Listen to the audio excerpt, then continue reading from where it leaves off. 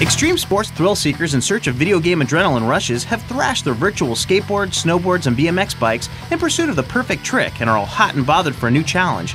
Activision, always willing to oblige, dumped a little cool water on them.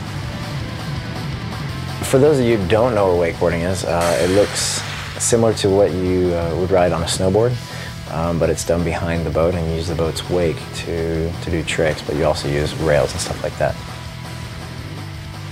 When I was first contacted about doing the game, I couldn't believe it because, at the time I'd been playing Tony Hawk, and the fact that, I'm a character in the game it's kind of a weird feeling.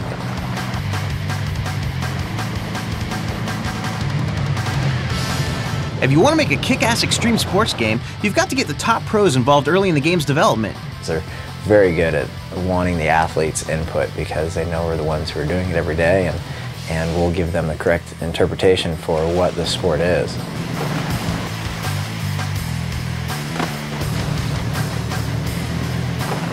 They flew the programmers from Shawa to my house and took them out wakeboarding, taught them how to ride, and after that first day we got them up, they were sold and they wanted to do a good job of it, and they have.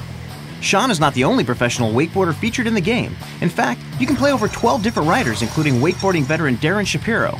Well, when I started wakeboarding, there was only 2 or 3 tricks really being done. It seemed like every trick I did was an invention of a new trick. So I laid the foundation for a lot of the tricks you see today.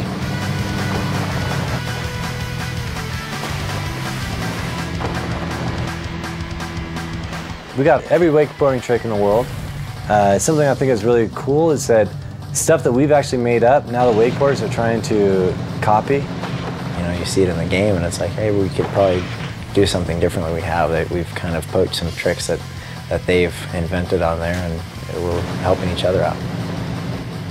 You know a game is going to rock when the pros go nuts playing it for the first time. The acceleration and the pop off the wake and everything it's been just right on the mark, and it's actually kind of weird when you step away from the game. You feel like you've been riding because it gives you that feeling of flow and what wakeboarding is. I watched Shaun play the game, and I was shocked. I couldn't believe how real the water looked. I mean, this just blows everything away that I've seen. You can just go really big and, do combinations of different tricks. You can let go of the handle and go slide rails and slide on the boats, which is, crazy because we can't do that on the water.